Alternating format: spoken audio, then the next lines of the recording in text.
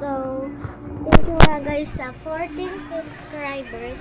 Thank you din po sa mga, gusto ko to po talaga makaabot ng 100. Kaya, gagalingan ko po para po sa inyo. Thank you po sa mga nag-subscribe po dyan. Thank you din po sa pagsusupport sa mga viewers. Thank you din po sa pagla-likes at sa pag-comment. Thank you din. Ayun lang. Pero, ang pinaka-thankyuhan ko dahil sa inyong pagtutulong sa amin na makaabot ng 50 or 100. Ayun yung goal ko. 50 or 100 kung lumabas yun. Thank you talaga.